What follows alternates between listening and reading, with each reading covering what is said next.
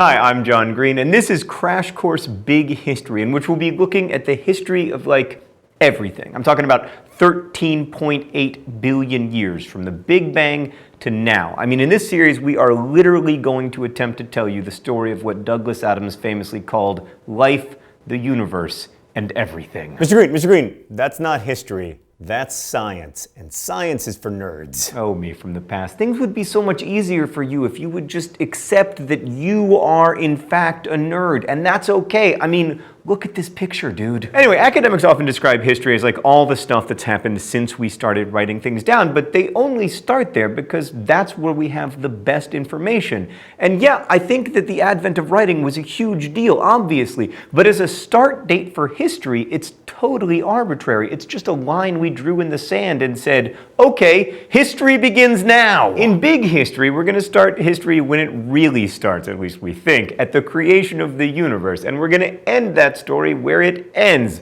Please let that be after I die. Well, I guess it'll definitely be after I die. It's just what I want it to be, a while after I die. So we're even going to terrify traditional historians by using physics to make some predictions about the future, and we're going to end many trillions and trillions of years from now when the universe itself, spoiler alert, dies, at least in a manner of speaking.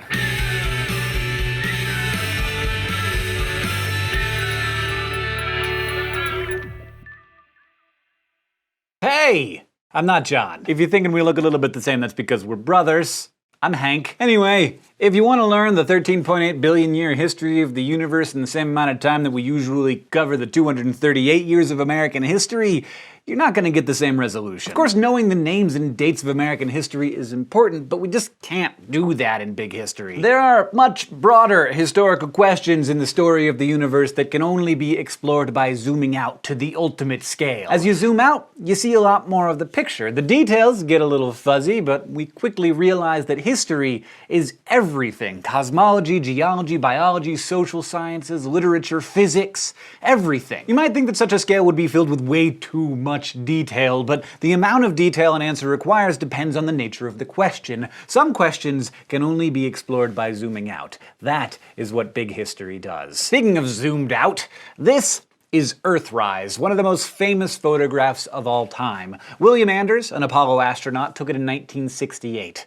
From the surface of another world, we see our planet as a little ball in space. No borders, no people, no buildings, just oceans and clouds and continents being shined upon by the sun. That sheer expansion of scale gives me perspective. It lets me imagine all the complexity of life on Earth, from the gasoline engine that powered my trip to the studio to political instability in Nepal as part of a thriving, living, teeming mass of life floating in the emptiness of space. So what that photograph does for physical space, big history aims to do for everything. I mean, we want to contextualize all of existence. We want to outline the most powerful and important breakthroughs, the tremendous scale of existence, and how we know what we know and why we're sure we know it. All right, let's go to the thought bubble. So the universe is big, really big, and it's also old, 13.8 billion years old, which is enough years that there is no way to actually comprehend it. So let's just compress that age to 13 years, small enough that our puny brains can handle it. On that time scale, the universe would have begun 13 years ago, in 2001. George W. Bush had just been sworn in as president. Most Americans on the internet were connecting to it with dial-up modems. Right, so the first stars and galaxies would have formed 12 years ago, but 7.5 more years would pass until the Earth formed about 4.5 years ago. Move a little bit up to 4 years ago, that's when the first single-celled life formed on Earth. Then leap forward nearly 3.5 more years before the first multicellular organisms in the Cambrian explosion. What I'm trying to explain is that all complex life on Earth is a fairly recent development. On this scale, the dinosaurs went extinct about 3 weeks ago, roughly the last time I changed my Facebook status. Humans and chimpanzees split from their last shared ancestor about 3 days ago. The first Homo sapiens emerged 50 minutes ago, roughly the last time I checked my email. We left Africa 26 minutes ago. The American Indians reached the Americas 6 minutes ago, roughly the last time I checked my Twitter.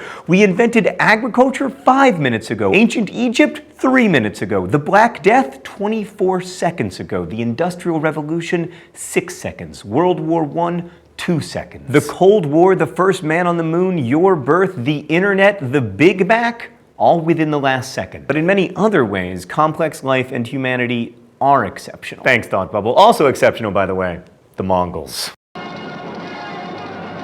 Okay, let's begin at the beginning. The Big Bang. Hank, wait a sec. Whoa. I don't understand how we know that the Big Bang is really the beginning. Like, what happened before the Big Bang? Well, okay. Theoretical physicists say that space and time are not two different things. They are two expressions of one thing, space-time. And space-time was created by the Big Bang. Thus, time didn't exist before the Big Bang. So it doesn't make much sense to ask what happened before it. There was no then. Of course, this, like many ideas in cosmology, doesn't really make any sense to our puny human brains. It's largely beyond our comprehension, rather like explaining color to a blind person. We know that it's true because the math works and it explains our observations so elegantly, but it's so far outside of how we directly perceive the world that I don't think it's something even the most genius physicists are able to imagine. But yeah, if you're gonna do a chronological study of the universe, the creation of time, it's probably a pretty good place to start the story. So the Big Bang wasn't something that happened inside the universe, nor did it expand into some kind of void. It was literally the moment when both time and space were created. The thing that was banging was the universe itself. It was expanding from an unimaginably tiny point to an unimaginably large universe unimaginably quickly. Unimaginable is basically the subtitle to the story of the Big Bang, but then again, it's also kind of the subtitle to everything else in big history. I mean, I can only do this occasionally, but sometimes you look outside and you're like, oh my goodness, this is nuts! How did we get trees? Needless to say, we will be talking about that. Anyway, the universe is a hard worker, and it got most of the heavy lifting done in those first few seconds. For comparison, it takes me about 20 minutes after I wake up for me to even get myself into a standing position. But the universe is somewhat more efficient. In the barest fraction of the first second, the universe inflated from something many times smaller than an atom to about the size of a grapefruit. Like, think of it this way, in much less than a blink of an eye, if it had originally been the size of a tennis ball, it would have inflated to over 90 billion light years across. This inflation theory has been well backed up by mathematics for a long time now, but it has recently received some staggering new support from the BICEP project at the South Pole, which sadly has nothing to do with my guns. 10 seconds after the Big Bang, the universe had expanded enough that the normal rules of the universe, with atomic forces and gravity and electromagnetism that we know and love today, were already in charge. All of the antimatter created in the Big Bang had combined with matter and annihilated itself, leaving behind only 1/1000th of the matter created in the Big Bang. And that billionth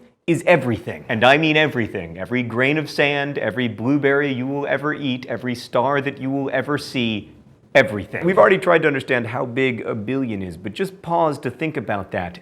Everything is 1/1000th of the matter created in the Big Bang. The first law of thermodynamics is that matter and energy cannot be created or destroyed. Everything we have now, we had then. The matter that makes up your body right now has been around since those moments 13.8 billion years ago. It's simply changed form. After just 3 minutes, the universe was cool enough that the nuclei of atoms started forming, just hydrogen and helium back then, the two simplest elements. Keep those two in mind, however, because it turns out if you take a bunch of hydrogen and you wait like several billion years, you might just grow yourself some humans. Let's remember, at this time, the universe was still very hot. I don't want to use the word unimaginable too often, but it was unimaginably hot. The universe remained like an uber hot sea dominated by radiation, but then luckily it simmered down to a balmy 5,000 degrees Fahrenheit about 380,000 years after the Big Bang, allowing matter and radiation to separate. And remember, matter is just a more congealed form of energy. I mean, you are a somewhat firm bag of energy. In my case, not that firm. So anyway, at 5,000 degrees Fahrenheit, radiation was finally able to move freely through the universe, and we see that radiation today as the end of the dark ages that followed the Big Bang and the beginning of a brilliant flash that we call cosmic background radiation, which is a great name for a band. Physicists call it the fingerprint of the universe, and it's one of the most important pieces of historical evidence we have for the Big Bang because CBR is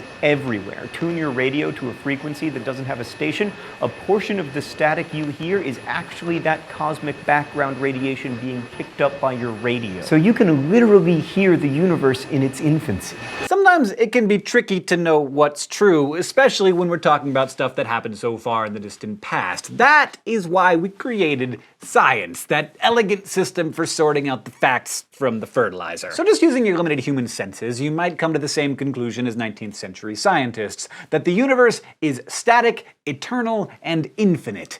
But then, using our minds, if the universe is infinite and contains infinite stars and it has always existed, then the night sky, and the daytime sky for that matter, would literally be filled with stars, so much that day and night would be indistinguishable. This is clearly not the case, so something must be amiss. The universe must either be not static, not infinite, or not eternal. So which is it? You know how when an ambulance drives towards you, the sound waves are compressed and the siren sounds higher pitched, and as it speeds away, the waves are stretched out and the pitch is lower? It's the Doppler effect. Well, here's another name you've heard, Edwin Hubble. He realized that light does the same thing. Galaxies and stars moving away from us have their light stretched out, making it more red, and stars moving toward us have their light compressed, making it more blue. Combined with the work of Henrietta Leavitt, which allowed us to accurately estimate how far away stars are, Hubble was able to determine that stars on the whole are flying away from each other. He discovered that the most remote objects in the sky were all redshifted and were actually other galaxies beyond the Milky Way moving away from us. From here, he built upon the work of Belgian Catholic priest Georges Lemaitre, who hypothesized that the universe began at a single point. Big Bang cosmologists wanted proof, though. They knew that the amount of radiation released by the Big Bang would be massive, and they wanted to see it. It wasn't until the 1960s that it was found, accidentally, by two guys working on an antenna at Bell Laboratories in New Jersey. They were trying to eliminate all the background noise from an extremely sensitive radio antenna, but they found this faint hum coming from every direction. They tried everything they could to get rid of it, including murdering the pigeons that kept pooping on the antenna. Kinda sad, but those pigeons, they gave their lives for one of the most profound discoveries in modern science. A conversation with a local radio astronomer led them to show their findings to an astronomer at Princeton, who confirmed the existence of what had been predicted for years. The final piece of that Big Bang puzzle is that we can see it. Light has a speed. When we look at the sun, we're seeing the light that left it 8 minutes ago. But if we look at something that's 13.8 billion light years away, we're seeing the stuff that happened 13.8 billion years ago. That radiation has been traveling since the very beginning of the universe. Not only can we tell very clearly that there was just nothing there before that, we can now study that radiation to learn the sequence of events of the Big Bang. We can also see that the chemical composition of the early universe is what we'd expect to see. A lot of hydrogen, a lot of helium, and a tiny pinch of lithium. The rest of the periodic table had to wait for the fiery furnaces in the bellies of stars to be created. But more on that next episode. As far as we've come in the past century in crafting a history of the universe, there are still many things cosmologists have yet to discover. For instance, the universe behaves as if there's a bunch of matter in it that we can't see or detect. Galaxies' gravitation is affected by this matter, but it's otherwise completely invisible to us. Physicists call it dark matter, but we have no idea what it is. But as in any historical endeavor, new discoveries will alter the story in future years. So expect the big histories of 10 or 20 years from now to look very different from today. But this isn't discouraging because, like, knowing everything would be boring. There's a lot left to discover, and at the current pace of scientific inquiry, many of those amazing discoveries will await us in our lifetime, or at least in your lifetime. Whether it be World War II or the life of Abe Lincoln, all histories ultimately start with the Big Bang. Yeah, it would be silly to start your typical World War II textbook with the Big Bang, but it would be about 100 trillion times more ridiculous to say the Big Bang, the mother of all historical events, was not history. And that's why big history reaches into the lives of every person on this tiny speck of dust we call home, regardless of nation, class, or creed, and forms our common story. See you next time.